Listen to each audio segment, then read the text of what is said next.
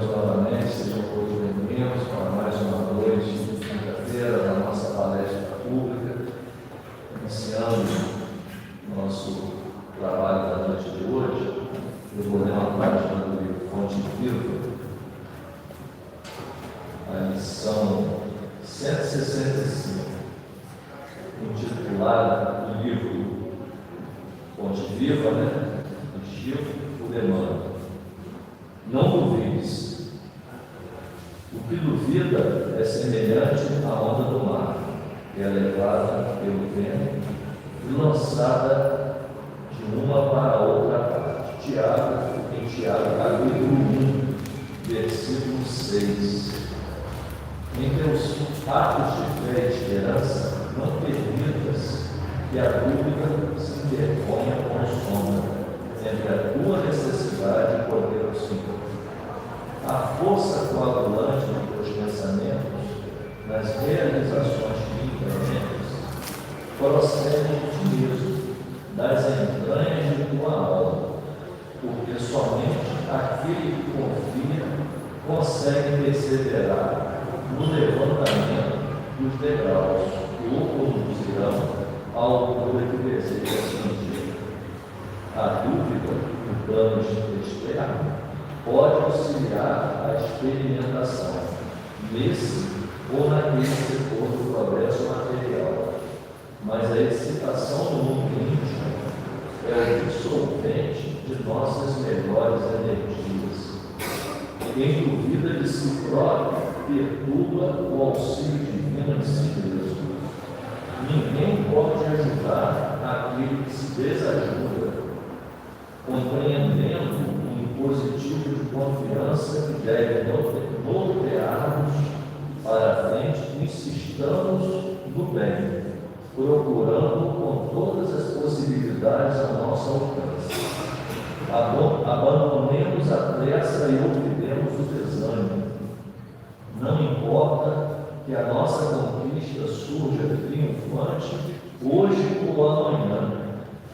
Vale trabalhar e fazer o melhor que pudermos aqui e agora, porque a vida se incumbe de trazermos aquilo que buscamos. Avançar sem vacilações, amando, aprendendo e servindo infatigavelmente. Eis a fórmula de caminhar com êxito ao encontro da nossa vitória. E nessa peregrinação incansável, não nos esqueçamos de que a dúvida será sempre o frio do derrotismo a inclinar-nos para a negação e para a morte. Vamos tentar fechar nossos olhos, serenar os nossos corações e levar nosso pensamento mais alto.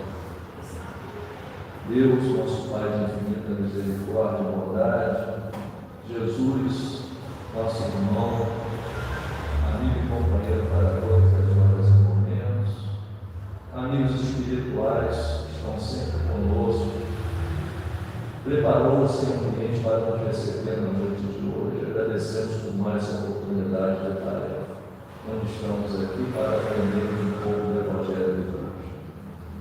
Que o Senhor possa incluir a nossa companheira e amiga hoje, que trará hoje a palavra da noite, e possamos absorver o máximo que será dito. Para todos nós, com certeza, vai ser um bem estarmos nessa casa nesse momento, agradecendo por tudo que será dito hoje aqui, antecipadamente, e que a gente possa sairmos daqui com a fé renovada, mais fortalecidos nessa busca contínua dessa evolução moral e espiritual. Fique conosco, nos acompanhando sempre, que assim seja. A companheira Rosa nos trará hoje a palestra sobre o título A Individuação e o Desafio da Evolução. Seja bem-vindo.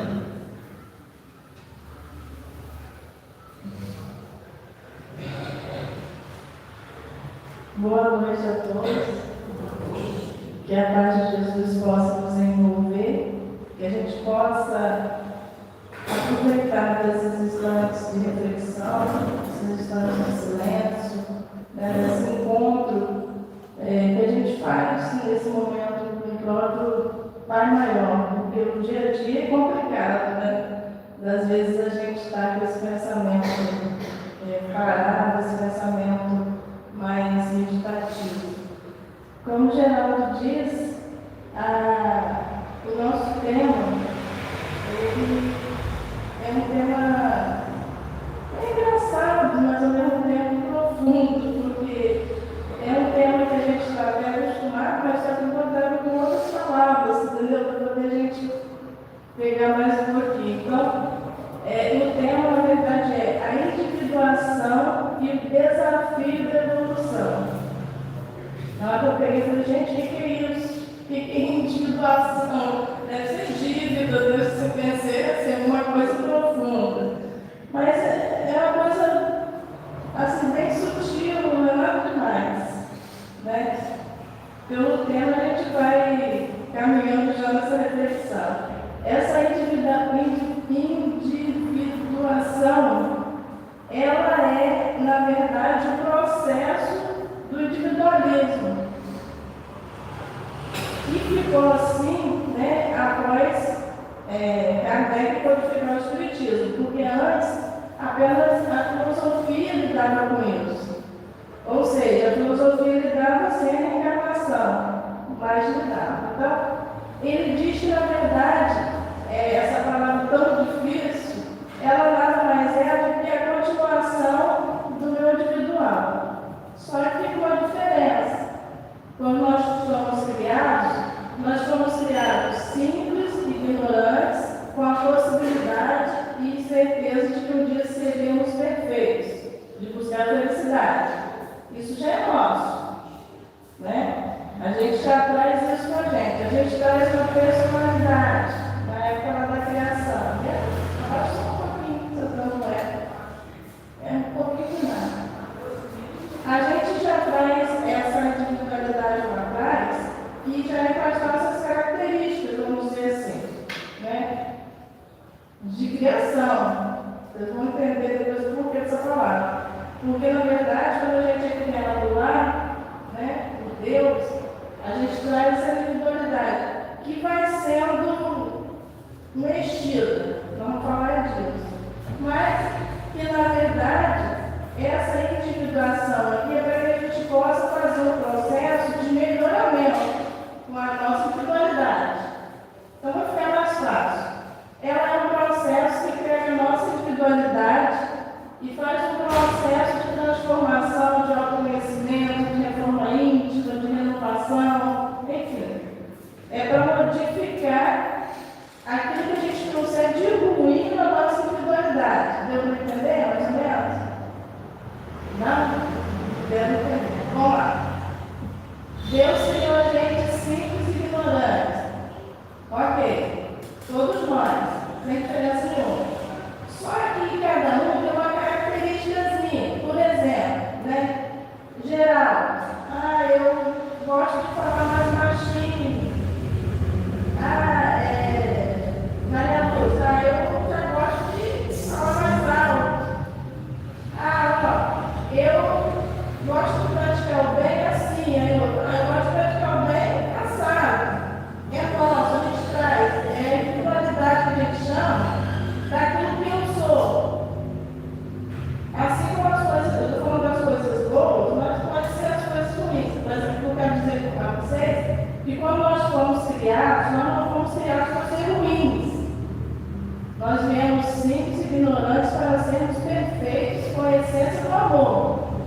Então, é como se essa essência do amor, ela viesse vindo trabalhando e a gente viesse cada um trazendo a sua personalidade. Eu sou mais eufórico, eu sou mais quieto, eu sou mais falante, eu sou mais pensativo. Nossa personalidade. E essa individuação, ela entra no momento que a gente começa as nossas encarnações, as várias encarnações, porque ela quer processar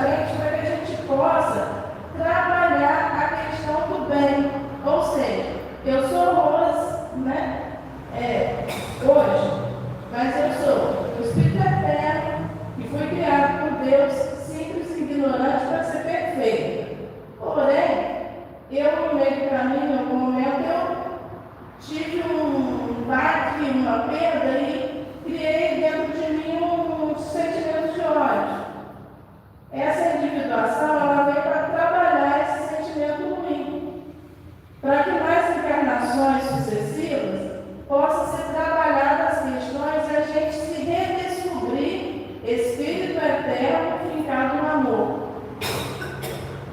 É mais ou menos isso, vocês vão entender o caminhar da situação. Por quê? Porque quando ele diz assim, olha, vocês vão reencarnar, ótimo, vou criar, é porque quando a gente fala em criação, a gente pensa que a criação, eu reencarnei, nessa encarnação eu fui criada ontem. Não. Eu fui criada milhares e milhares de anos atrás. Só que nesses milhares e milhares de anos atrás, eu vim trocando de personalidade, de acordo com a reencarnação que eu fazia. Ou seja, né, quando ele me botou lá no mundo para ser criado, aí, vamos dizer, vou dar só um exemplo, tá? Vamos dizer que a minha primeira encarnação, que eu não acredito muito, mas vou botar nas pernas, foi lá no Império Romano. Só que na época do Império Romano, o que tinha? Tinha várias situações. Tinha o Cristo chegando para mostrar o amor, mas tinha uma série de situações que aconteciam no Império Romano, como mortes, violências, ódio. Eu, enquanto espírito, me afinizei de repente com os soldados, me mataram da carnificina, da violência. E aí, né, morri. Não, aí eu chego, olha, mas eu preciso refazer o meu caminho. Aí então você vai reencarnar de novo. Ah, então tá. Me reencarna de novo, eu vou ser boa, né? Vou praticar o bem, não vou matar ninguém mais. Aí eu reencarno. Reencarnei. Primeira situação que me acontece, o que aflorece em mim? Na minha marca evolutiva. Ah, vou matar mesmo, me feriu, vou matar. Estou com ódio sim.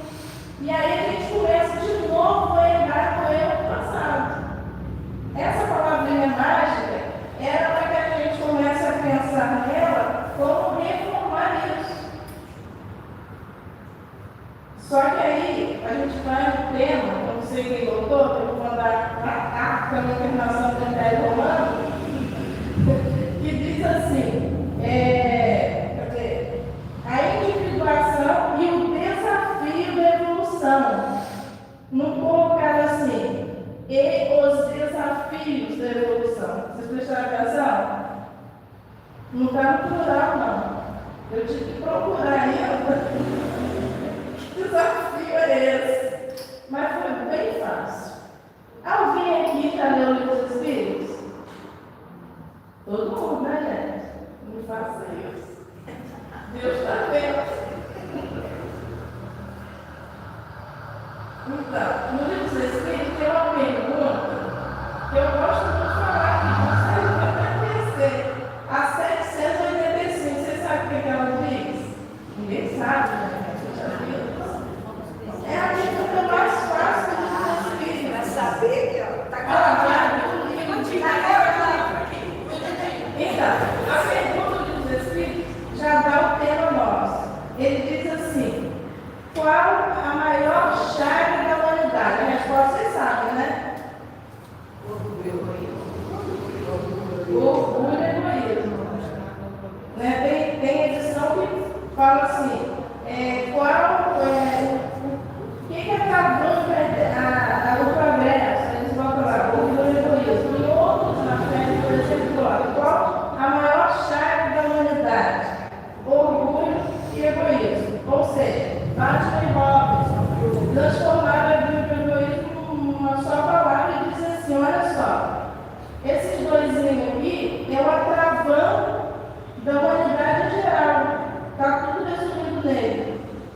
Então, na verdade, quando eles me deram esse tema, eles estão perguntando assim, olha só, como é que está você perante o orgulho e o egoísmo? Como é que está você perante os desafios evolutivos na hora que você tem que enfrentar o orgulho e o egoísmo de frente? É o nosso tema. Ficou mais fácil assim? Não, ficou não, a gente teria que lutar para fazer diferente. Então,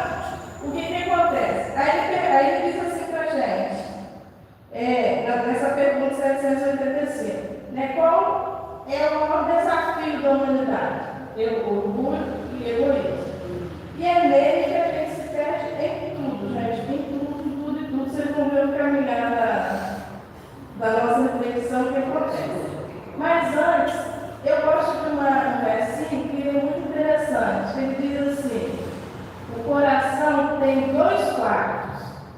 Moram ali sem se ver. Numa dor, lá no outro prazer. Mas quando o prazer acorda no seu quarto cheio de ardor, no outro adormece a dor. Cuidado, prazer. Canta e ri bem devagar. Não vá lá no outro quarto a dor acordar. É uma coisinha muito bonitinha que se chama a porta do coração, se eu não me engano. Mas resume nós, prazer, dor. E se perguntando, e aí, quem somos? Quem é o prazer e quem é a dor? Prazer acordou, a dor dormiu. Mas quando o prazer dorme, a dor acorda.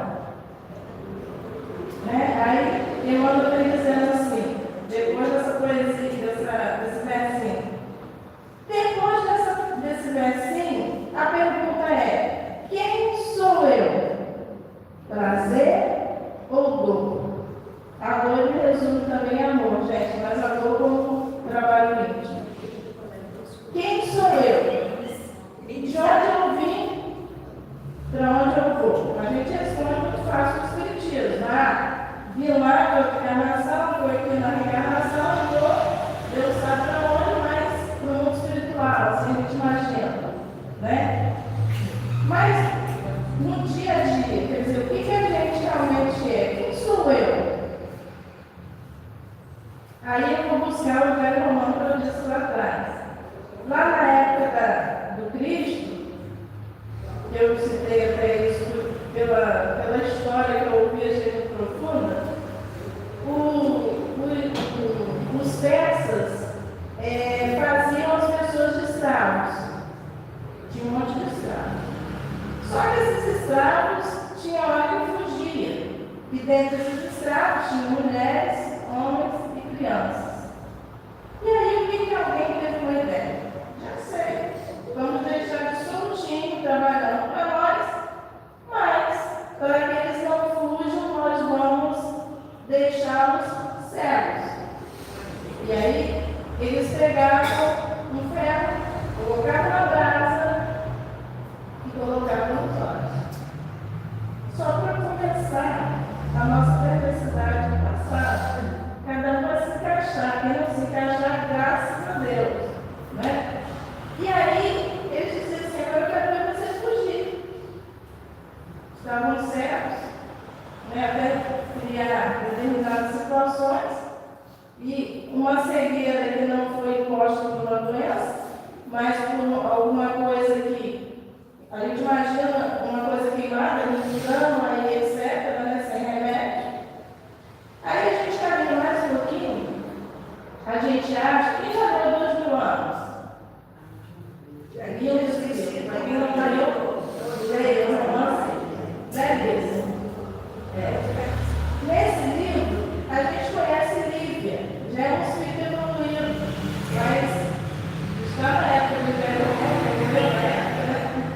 ela é evoluída, e ela casou-se com o que a gente chamou de Emmanuel, o bonzinho, né, tio, mas é Emmanuel que conta, né, algumas necessidades que a gente chama atrás. Na época, Emmanuel era um chefe de Estado, e na época deles, as festas, comemorações, aniversários, almoço, era feito de música de sangue. E um dia, Lívia chegou para o Públio Lentz, que na verdade era Emmanuel, acho que na época era o Públio Lentz, e disse assim: meu marido, nós vamos fazer a festa do nosso casamento, de aniversário do nosso casamento, mas eu peço a você não derrame sangue nesse dia. Ele, a princípio, ficou irredutível, mas depois aceitou o pedido dela. Por quê? Na hora da festa, vamos para essa festa, vamos embora. A comida estava ali, e aí ele chamava a atração da festa. E não era cantor, não era dançarino, deve ser uma dançarina, mas não era dançarina. Era simplesmente alguém brigando com o outro. E eles brigavam até que um morria, tinha que morrer.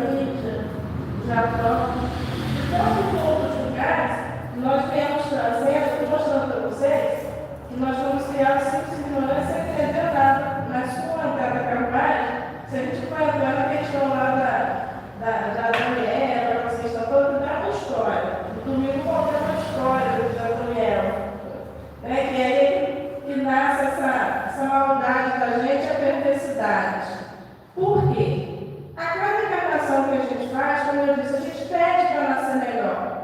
Só que quando a gente reencarna, a gente se defronta com o desafio que ele falou aqui, que eu chamo de vício até de sociedade. Por quê?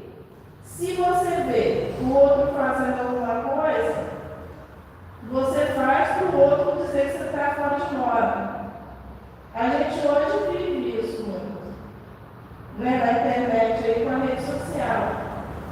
Quantas pessoas a gente vê botando a vida inteira delas o dia todo e, na verdade, mascarando o original da vida. Porque aí entra os ditos filtros, né, que as pessoas falam, que ficar bonita de cara. Aí quem está mais velho coloca um filtrozinho com 30 anos a menos.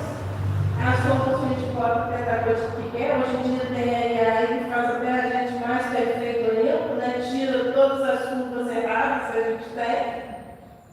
Né? E aí a gente faz o dia a dia, e aí, quem é Rose?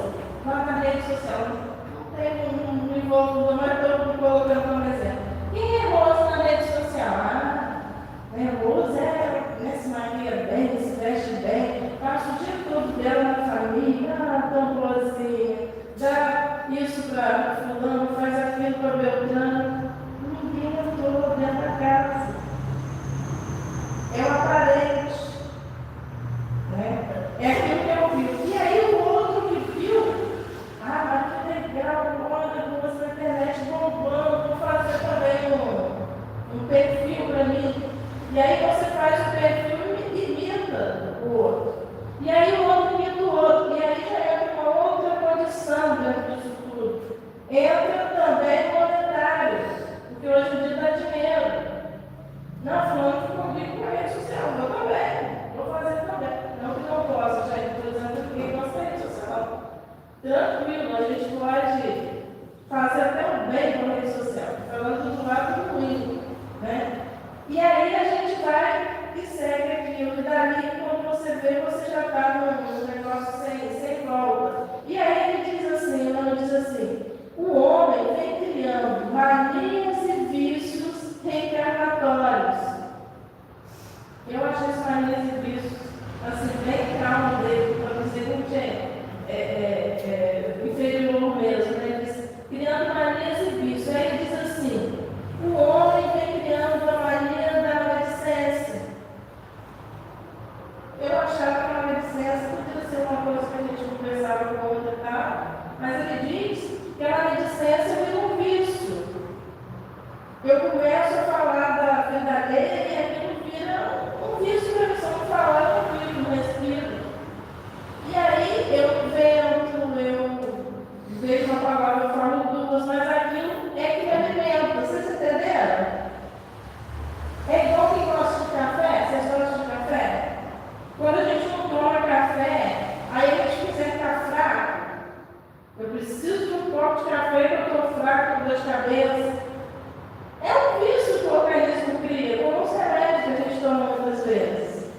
A maledicência é a mesma coisa. Eu crio a mania de falar do outro, e aí eu falo, para mim é normal.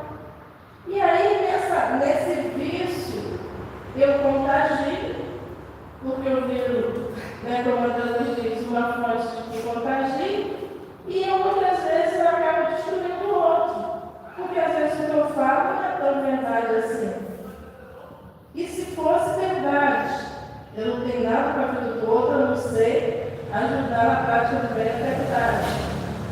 Mas a gente tem a mania de dizer, não, eu vou te ajudar, né? Eu vou fazer isso, e aí você vai lá na vida do outro, aí você se mete, você fala mal, você espalha, enfim, e deixa o que era para você fazer, que era para ajudar.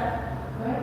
E aí ele diz, a mania muitas vezes do encarnado é a maledicência. Ele corre para mais outra, ele diz assim, a outra mania que o encarnado tem, né, que não consegue muitas vezes sair, ser dono de si mesmo, ser dono do mundo, achar que ele é o centro do mundo, ou seja, orgulho e egoísmo. A gente está falando de coisas que é sempre mexendo a mesma coisa. Ele diz assim, há pessoas que elas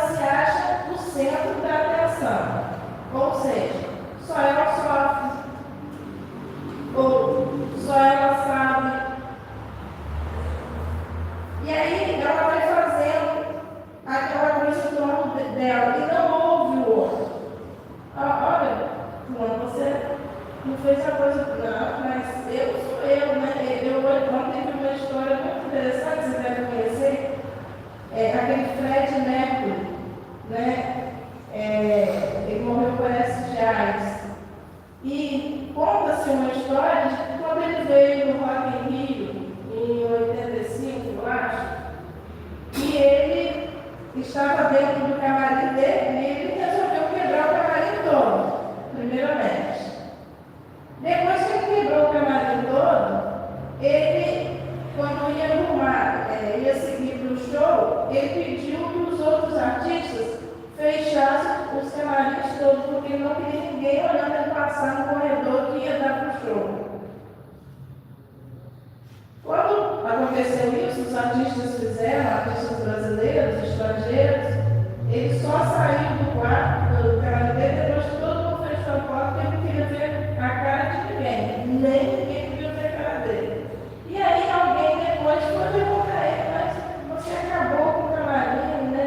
Eu achei estranho, você fez um pedido tão absurdo, né? O que foi aquilo? Ele, não fiz pedido absurdo. Eu sou Fred Mercury, eles eu não sei quem são.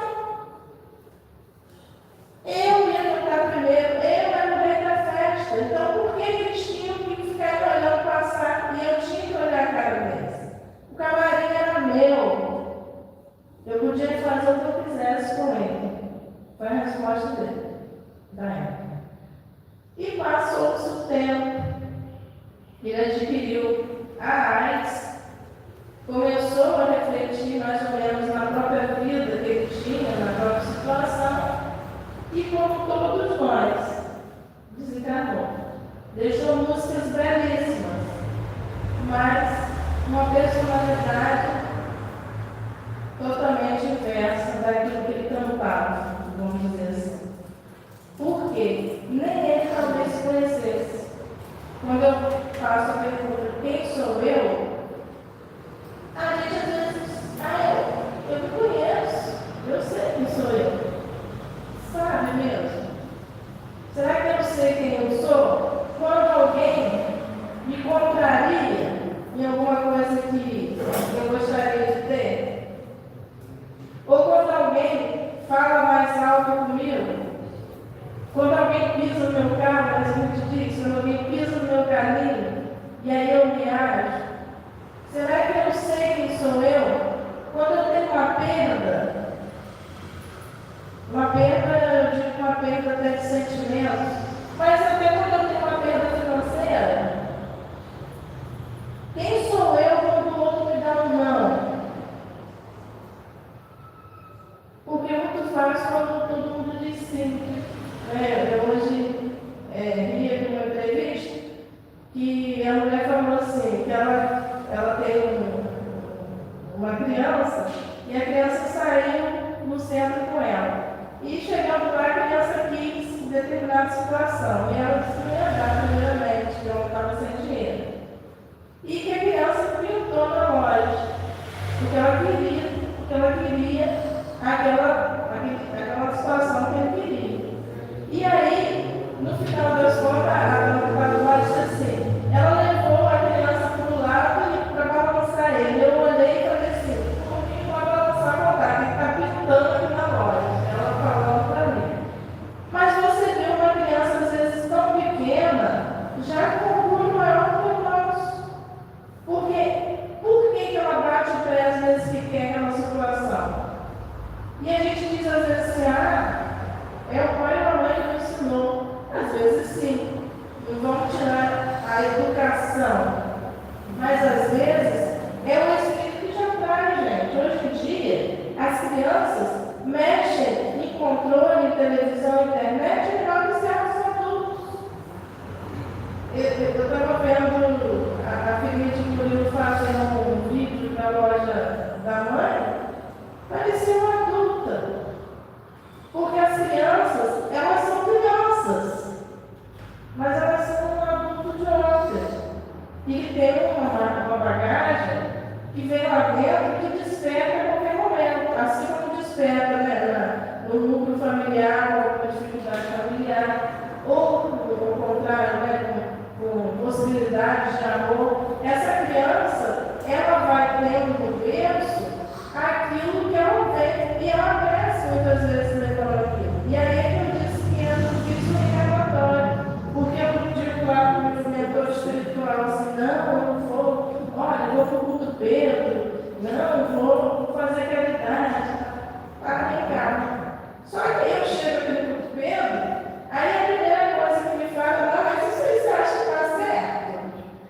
Ah, não, aquela reunião não tinha que ser naquela hora, não, tinha que ser outra hora. Né? Kardec diz assim, que a gente veio no Espiritismo com uma mensagem, amai-vos e instruí-vos. Mas que a gente chega aqui e quer destruir e odiar todo mundo. E as pessoas às vezes odeiam você, porque você às vezes quer modificar uma estrutura que já vem às vezes de anos. Se ela está errada ou certa, a gente não está nessa questão. Mas nós estamos na questão da educação, né, do respeito, de várias situações que a gente acaba destruindo, porque o nosso egoísmo ele é maior. Eu me lembrei de Chico Xavier, ele toda vez que ia à feirinha, ele comprava 4 tomates.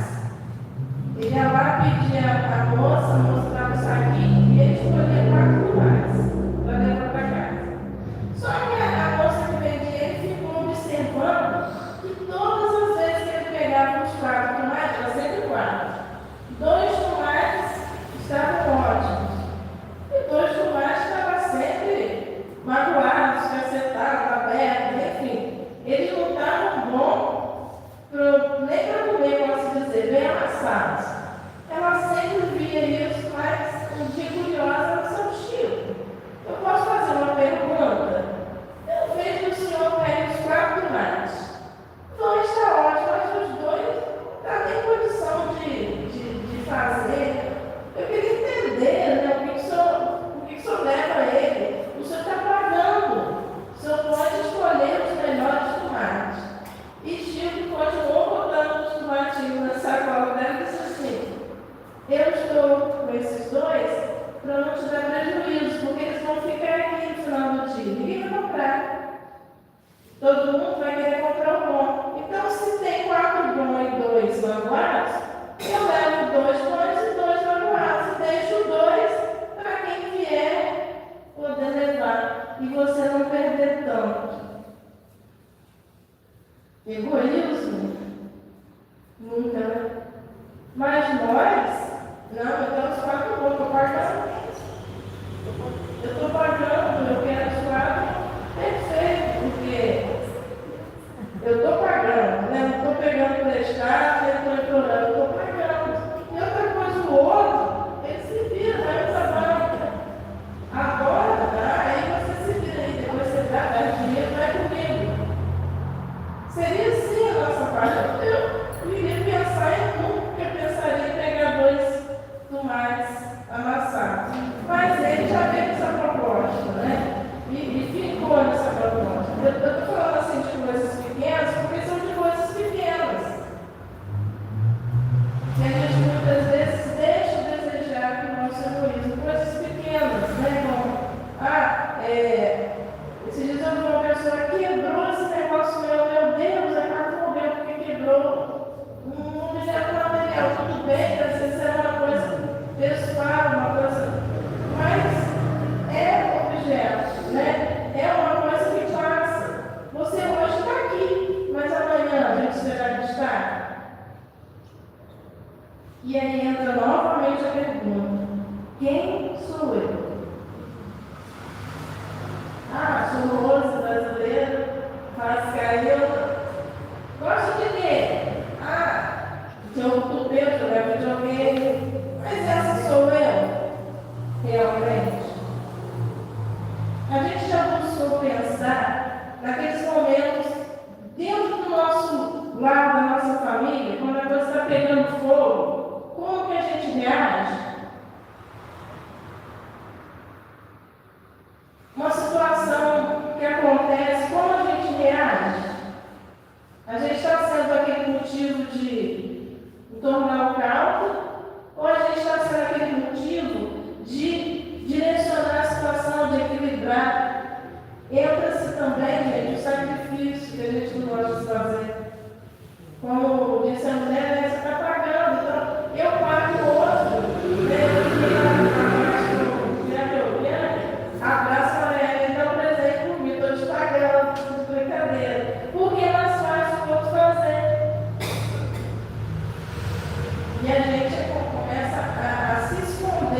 e a esconder determinadas situações que a gente não consegue abraçar, na verdade. E aí entra as nossas reencarnações. Eu reencarno hoje, eu reencarno amanhã, aí uma vez eu reencarno na doutrina espírita, no catolicismo, eu vou reencarnando, adquirindo várias situações, mas e eu?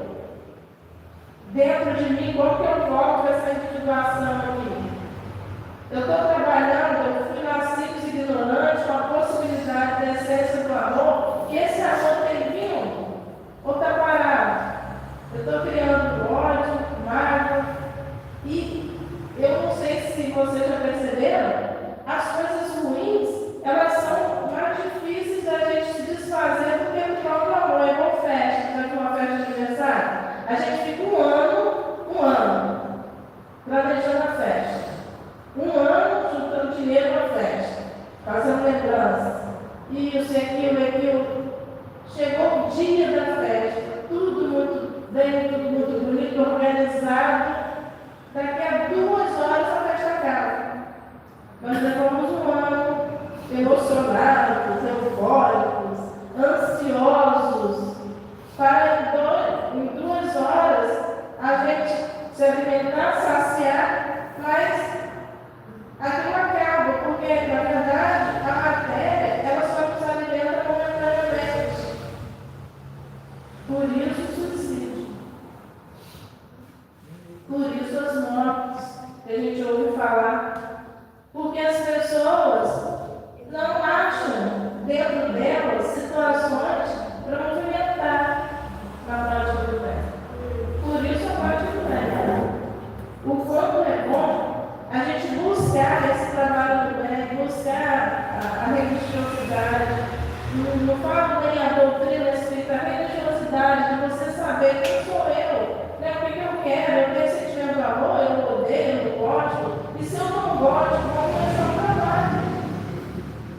Eu não preciso não gostar do outro e ter que abraçar ele e dizer que não é igual, não. Basta apenas, né, como diz lá no Evangelho, reconhece o verdadeiro espírita pelo esforço que ele faz em tomar suas más tendências. Pelo esforço. Ele não diz que você tem que fazer. Esforços. Eu posso olhar quando não gosto, aconteceu alguma coisa, mas tente trabalhar isso, não precisa ficar do lado dela. Mas só a questão de você não odiar, não guardar mágoa, não ter rancor, já é algo que lá no seu interior, ele vai estar trabalhando outras questões necessárias.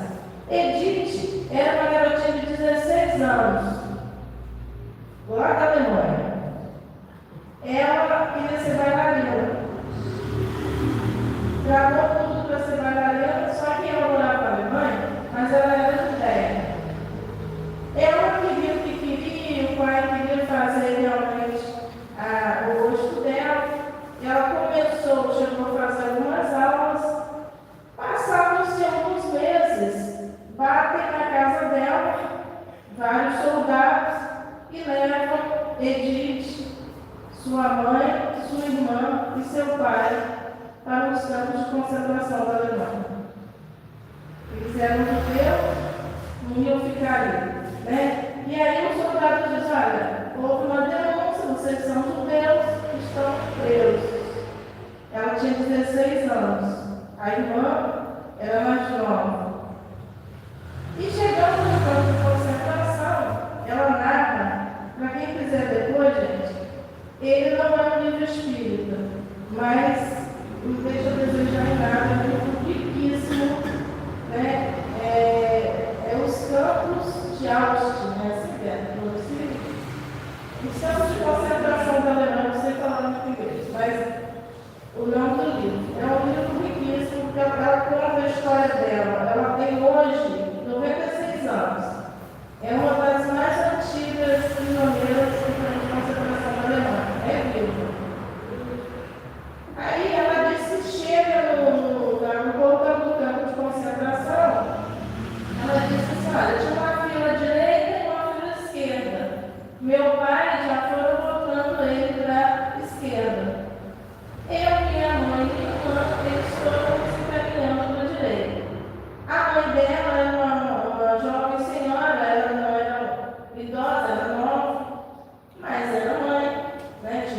tinha 3 filhos. A outra irmã dela não foi presa porque não estava na Alemanha, estava em outro país. Quando ele chega na porta da fila direita, um dos soldados pergunta, vê as 3 abraçadas, pergunta para Edith, não falei Edith, né? Essa mulher é sua irmã? Uma pergunta que ele fez. E aí ela disse assim, não, minha mãe. E aí ele disse, as 2 meninas para cá, a mãe para a esquerda. Ou seja, ela poderia ter salvado a mãe se ela dissesse que a mãe era irmã. Mas uma criança de 16 anos, ela não teve essa. Ela disse, minha mãe, ele disse, para a esquerda. Apesar de ela ser jovem. Porque ele só pegava para a direita.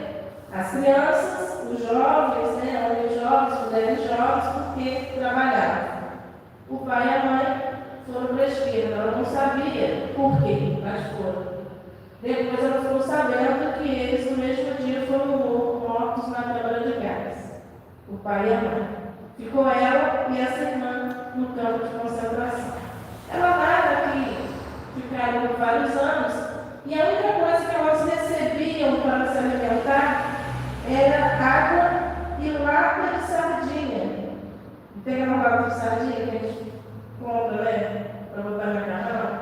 Sendo que elas recebiam as latas de sardinha, mas não podia abrir. Como que abrir? Não tinha abridor. Ou seja, ia se juntando as latas de sardinha e elas não comiam. Trabalhavam muito. O tempo foi passando até que os Estados Unidos foi lá, né, para tirar eles, acabou o campo de concentração. E no dia que chegam para salvar os últimos que tinham lá dentro do campo de concentração, ela narra que os soldados chegavam lá, eu achei muito interessante, com um monte daqueles M&M's, não tem aqueles M&M's que a gente come chocolate? Eles chegavam com os bolsos cheios de M&M e davam às pessoas que já estavam semi-mortas para ver se elas, com doce, elas reagiam para que eles pudessem botar no caminhão para levar para o hospital. E ela narra que ela e a irmã já estavam muito além, né, de estar morrendo, eles botaram o negócio na boca delas para que elas pudessem chegar até o campo. Mas o detalhe desse encontro dela com os soldados, ela disse assim, os soldados passaram por mim, minha irmã, e nós já estávamos semi-mortas, não tinha mais nada para se fazer. Eles chegaram a ir embora, achando que a gente estava morto, né, no lado já mais morto, do lado que eles conseguiram. Só que quando ela viu os soldados indo embora sem força de falar, ela teve a ideia, olha só, gente, a ideia de pegar a latinha de sardinha com a última força que ela tinha e botar virada no sol. A lata pegou o carro do sol e o soldado foi no clarão da latinha que ela tinha. Ela não tinha. Ele vendo esse clarão, resolve voltar para o que era. Pensou até que era um soldado ou coisa. E quando ele volta, ele encontra ela e a irmã já morrendo, né? Engordaram ele, para que elas possam chegar até o carro. Elas são levadas, cuidadas, ela começa a viver a vida dela normal, tem filhos, se casa, não quis mais ser bailarina, mas ela resolve ser psicóloga, porque ela queria ajudar todas aquelas pessoas que sobreviveram, parentes, enfim. E ela, então, começa essa vida de psicologia. O exército chama ela para que ela pudesse fazer parte com eles nessa situação de acolhimento.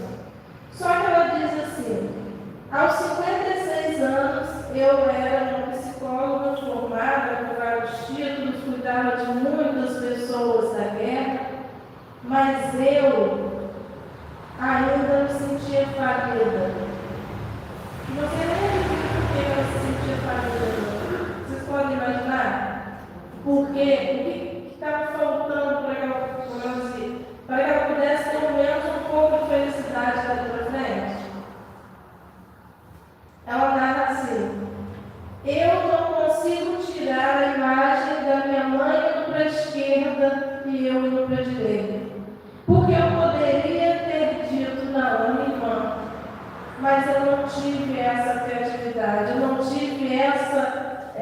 vamos dizer assim, situação de dizer que ela era minha mãe. Eu poderia ter salvado a minha mãe. Passaram-se mais alguns anos, ela volta no campo de concentração, onde não era mais campo de concentração, e ela diz assim: eu precisava voltar e pedir perdão a ela. Eu precisava voltar e dizer para o mundo que eu não era culpada. Ela levava uma culpa que nem era dela. Ela era criança. Qualquer um de nós, só se a gente fosse muito esperta, né? Não, vou dizer que ele não, para ele voltar para cá, não sabia para que eram as filas. E ela dizia: eu me sinto culpada por isso. E ela volta no campo de concentração e ela disse que ela solta um grito dizendo para a mãe: me perdoa, eu não tive a intenção. É um livro lindo, depois vocês leem para não perder, eu estou contando assim por cima. E aí, ela termina dizendo assim: os meus pacientes, quando vêm a mim, uns foram parentes de guerra, outros viveram na guerra, eles me perguntam assim, que ela disse que ela é muito conversadeira, ela disse que eles perguntam assim: a senhora que sabe tanto, por que a senhora me diz onde estava Deus quando botou a gente lá naquele campo de concentração? O que nós fizemos para que pudéssemos ir para esse campo de concentração e muitos sermos mortos, sofrer? Aí ela disse que, olha, ela se fala assim, não sei, ela não era espírita nem nada, mas ela diz assim: eu não sei o que Deus pensou, não sei se Deus até estava no campo de concentração, mas eu sei de uma coisa: foi Deus que iluminou o sol para que o sol batesse nas latinhas e iluminasse o soldado a achar a mim e a minha irmã. Aí ela disse assim: eu falo sempre para os meus clientes, a gente chama? Pacientes. Falo sempre para os meus pacientes: não acredite naquilo que vê, mas naquilo que não se vê. Porque trazemos dentro de nós possibilidades de vidas pregressas. Ela não é espírita, não, mas ela disse que acredita em situações. Porque ela disse que quando ela gritou pedindo perdão à mãe, ela se sentiu aliviada. Nós somos seres assim. Sentimos. Você já chegaram em casa, já vou tentar que eu estou assim, você já chegaram em casa às vezes com a garganta, com um bolo na garganta? Vocês já tiveram essa experiência? A gente às vezes fica com um bolo na garganta e dizendo assim: parece que alguém me falou alguma coisa, me fez mal, eu estou com vontade de chorar, não sei de quê. Acho que hoje eu não estou bem. A gente tem isso porque nós vivemos num momento da Terra onde as vibrações elas se cruzam. E às vezes não foi a vibração de um amigo, foi a vibração de outro. Nós nos alimentamos uns dos outros. Então, quando eu estou bem, o outro fica bem, mas quando eu estou mal, o outro vai ficar mal, vai receber a cepada ali, né? Como a gente diz: fulano chegou perto de mim e saiu com uma dor de cabeça. É um tiro, né? Porque o outro às vezes não estava bem e você ainda não está trabalhando no equilíbrio, você recebe a vibração e é atingido. Nós não sabemos quem somos ainda. Nós trazemos sentimentos que nem sentimos ainda. Alguém vai dizer: mas eu nunca senti ódio, eu nunca senti mágoa, eu sinto isso. Mas vai sentir no período da relação. E vai ter que saber trabalhar. Vai ter que saber o que eu faço com isso agora que eu estou sentindo. Né? Eu jogo agora para a minha individualidade, ou eu deixo para outra encarnação tratar como a gente diz aí? Deixa para outra encarnação.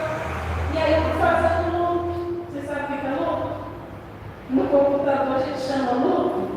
Daquele programa que a gente tem, por exemplo, o Windows. Quando você liga o Windows e ele desliga e liga de novo, liga e desliga, só aparece o negócio. Ou senão no Android. Quando você liga, aparece o loop e volta. Aparece o seu loop, ele chama de loop. Ele fica rodando no rabo. Entendeu? Ele não sai dali. Nós vivemos em loop. Nós vivemos rodando, vem cá, a gente promete. Não, dessa vez vai, dessa vez vai sim, vai tudo errado. Né? E a gente roda, mete a cara, mete a cabeça e a gente não consegue se resolver. Por quê? Eu ainda não sei quem eu sou. Então, gente, o tema todo é para nos mostrar o seguinte: quem sou eu? O que eu estou fazendo nessa encarnação? Eu estava olhando para o Patrícia agora, eu vou ter que falar o que eu pensei. Tá? Eu pensei. Eu olhei para a Patrícia e pensei. Quando eu lembro de Patrícia, eu lembro de Beto, né, que é muito meu amigo. E eu sempre falo com ela. Vai puxar a orelha. E eu sempre falo com ela e eu fico encantada como ela lida com a situação. Né? E vamos dizer que ela é assistente social, não sei, né? Lá em casa tem assistente social, tem a psicóloga e tudo. Mas eu não saberia, talvez, viver o que ela vive. Vocês saberiam? Para quem conhece o que ela está vivendo, não estou dizendo que é carne, não estou dizendo que é sacrifício, mas eu estou dizendo que é aquilo que a gente às vezes vive e o outro está vivendo, você olha, pelo amor de Deus, não dá para mim, não vou conseguir. A perda, né? Quando a gente tem a perda, uma doença na família, então, como que a gente está vivendo isso? É preciso a gente refletir, porque no momento desse, como ela está vivendo, você tem que ter estrutura. Você já imaginou se ela não tivesse estrutura?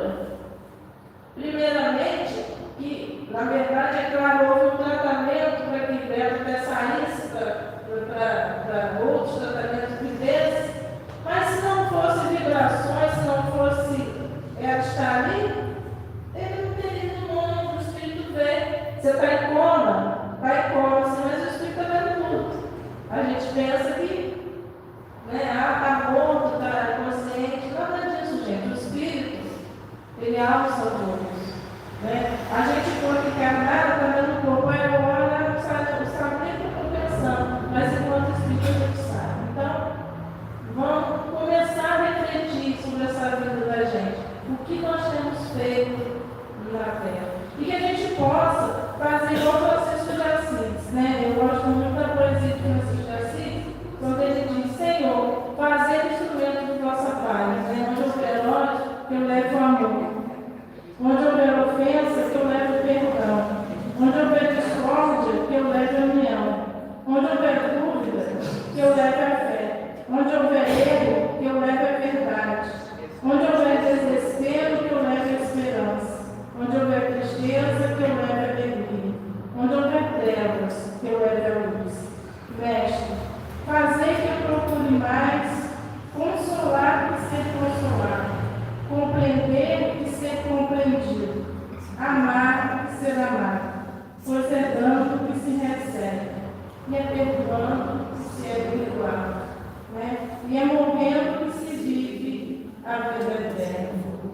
Essa é uma mensagem que, se a gente for seguir, eu acredito que Francisco de Assis pensava assim como a gente, é uma maneira da gente ser diferente, sermos melhores. Então, essa palavra tão difícil, não é nada difícil, é difícil de ação, mas não de expressão. Que a gente possa conseguir entender quem somos, né?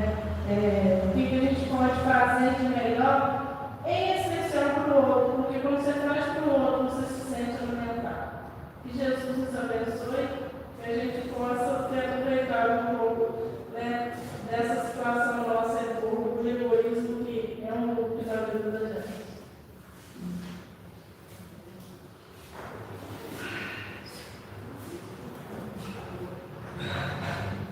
Obrigado, boas, maravilhosas, muitas reflexões.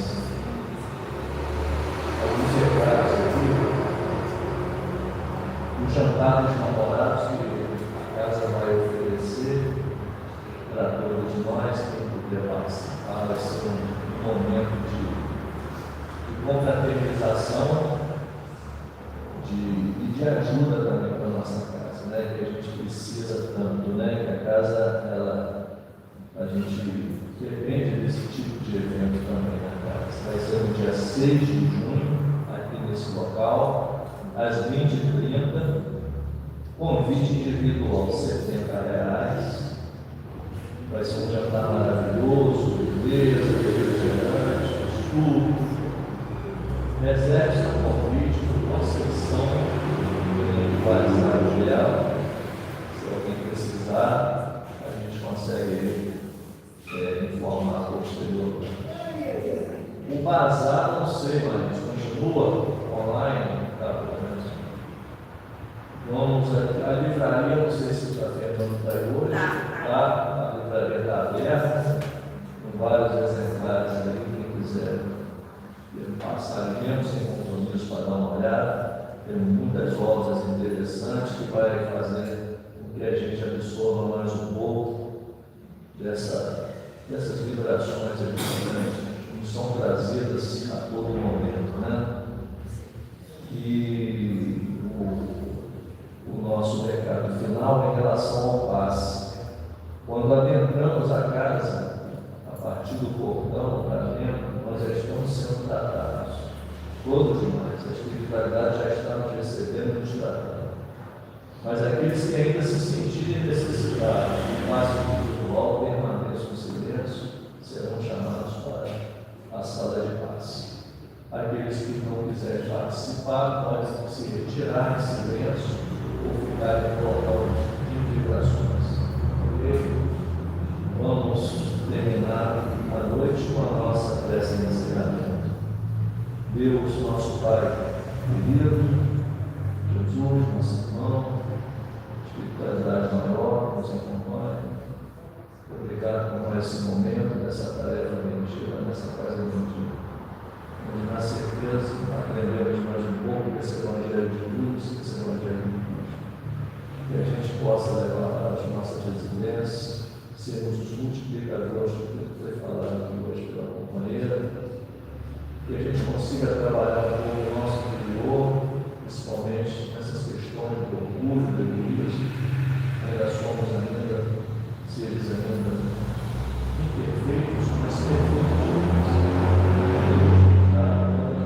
Essa condição de trabalhar nessa encarnação, tudo aquilo que a gente possa limpar, passando de forma devagar, mas temos condição de fazer. Que a gente possa ser fortalecidos, de uma fé renovada, mais perseverantes, e agradecendo mais esse momento, essa noite, gente, agradecendo especialmente aos amigos de luz